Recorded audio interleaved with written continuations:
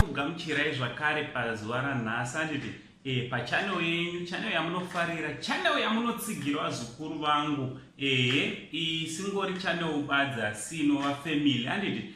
So chiteerera kana wanga usati wasubscribe pachannel panapa ndichiti chingosubscribe muzukuru wangu handiti, kukurudzira vanhu kusubscribe.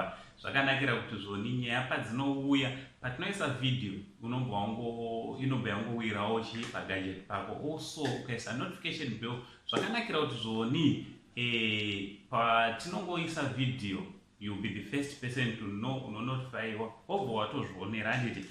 Maswera sei kwamuri kwese kumativi mana enyika handiti.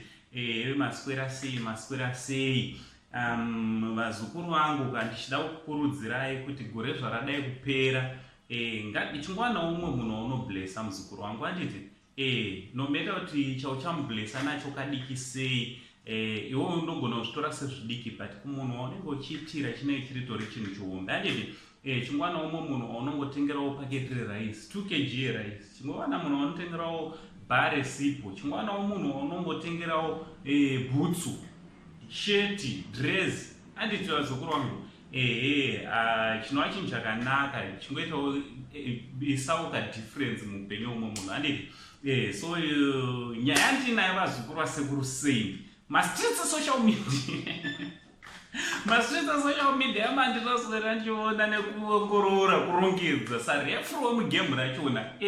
Aukaona uri celeb remuzimbabwe tisati takutaura panapa usati watanga basa, because ukatotanga basa chaizvo panapa tinototi tikutaure nezvako chete handiti, because tinomhanya nechimuti checeleb gossip.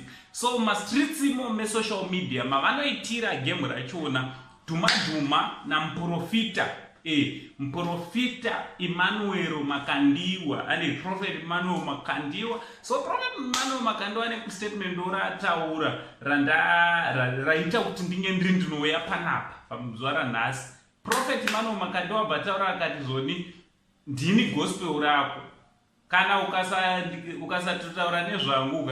In fact ministry yako iri kutorana because of me handiti.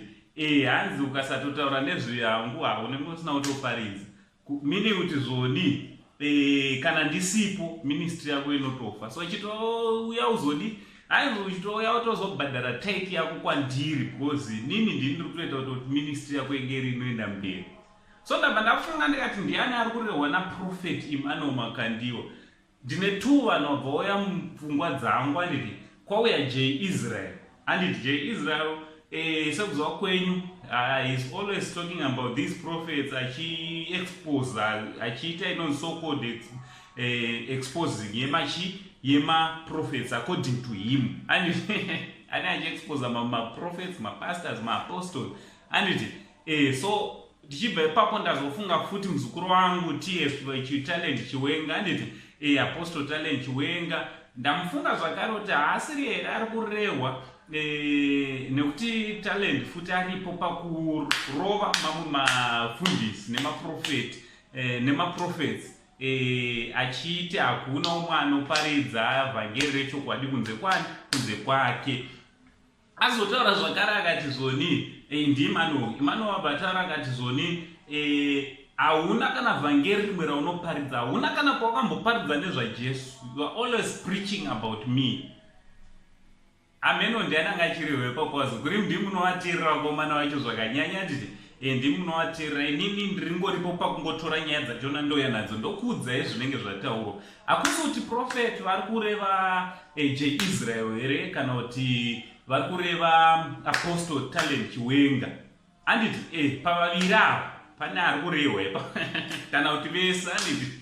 So what do you think vazukuru, what do you think nemashoko akataurwa naprofet Emmanuel Makandiwa achiti zvona hauna vhangeri raunoparidza, hauna kana paunotaura nezvaJesu kunze kwekutaura kwezva Emmanuel Makandiwa chete? Ngataura nomacomments motiudza kuti munofunge vazukuru nemashoko ataurwawo naprofet Emmanuel Makandiwa vari vanodzorera shoko kushoko kune maprofita kana mafundisi anosichitaura zviri negativewo pamusoro pawo. nauncle said the only Zimbabwean uncle, macomments tichiti much love